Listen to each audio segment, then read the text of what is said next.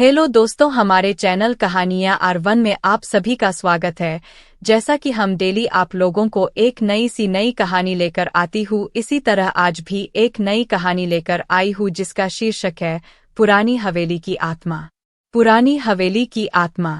यह कहानी है एक छोटे से गांव की जिसका नाम था श्यामनगर। इस गांव में एक बहुत ही पुरानी और बड़ी हवेली थी जिसे लोग श्याम हवेली के नाम से जानते थे।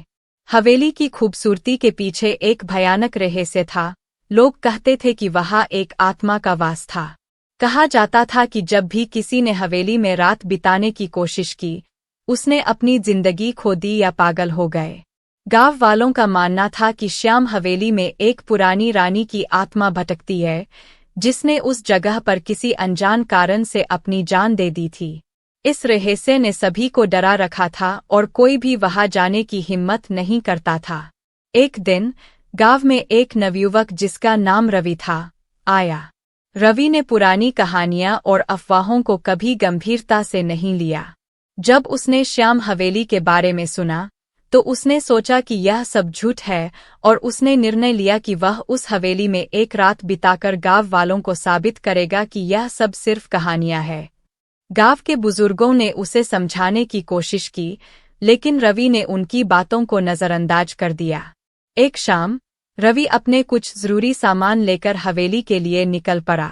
हवेली बहुत ही पुरानी और खंडहर जैसी दिख रही थी, जहां जाकर किसी की भी रूह कांप उठे। रात का समय हो गया और हवेली में गहरी चुप्पी छा गई। रवि ने एक कमरे में अपना बिस्तर लगाया और अपनी टॉर्च जलाकर चारों ओर देखने लगा। हवेली के अंदर कीमती चित्र, टूटे फूटे फर्नीचर और धूल भरी किताबें थीं। रवि ने चारपाई पर लेटकर एक किताब उठाई और पढ़ने लगा, लेकिन अचानक एक ठंडी हवा का झोंका आया और दरवाज़ा खुद ब खुद बंद हो गया।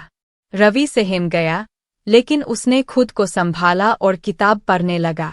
तभी उसे लगा कि कोई उसके पीछे खड़ा है, लेकिन जब उसने मुड़कर देखा तो वहां कोई नहीं था। उसकी दिल की धड़कन तेज हो गई। उसने सोचा शायद उसे भ्रम हो रहा है, लेकिन तभी एक तेज चीख की आवाज ने उसकी नींद को उड़ा दिया। रवि का चेहरा पसीने से भीग गया। उसने देखा कि कमरे का दरवाज़ा खुल चुका था और अंधेरे में से कोई सफ़ेद लिबास पहने हुए एक महिला की परछाई दिख रही थी। वह परछाई धीरे धीरे पास आ रही थी। रवि डर के मारे उठकर भागने लगा, लेकिन जैसे ही उसने दरवाजे से बाहर निकलने की कोशिश की, दरवाज़ा बंद हो गया। अब वह परछाई बिल्कुल उसके सामने थी। महिला की आंखें लाल हो चुकी थीं और चेहरा भयानक था। उसने रवि से कहा, तुमने मेरी शांति भंग की है, इस जगह से चले जाओ। रवि ने हिम्मत जुटाई और कहा, मैं यह जानना चाहता हूं कि तुम्हारी आत्मा को शांति क्यों नहीं मिल रही। महिला की आत्मा ने आह भरी और बोली, यह मेरी कहानी है। मैं रानी श्यामा हूँ। मेरे पति ने मुझे यहाँ बंद कर दिया था और मैं भूख और प्यास से मर गई थी। मेरी आत्मा को शांति नहीं मिली क्योंकि मेरा अंतिम संस्कार नहीं किया गया। रवि ने वादा किया कि वह उसकी आत्मा को शांति दिलाने के लिए उसका अंतिम संस्कार पूरे विधि विधान से करेगा। महिला की आत्मा ने उसकी बात मानी और गायब हो गई। अगली सुबह रवि ने गांव वालों को सब कुछ बताया और सभी ने मिलकर रानी श्यामा का अंतिम संस्कार किया। उस रात के बाद कोई भी भूतिया घटना नहीं घटी और हवेली अब एक शांतिपूर्ण जगह बन गई।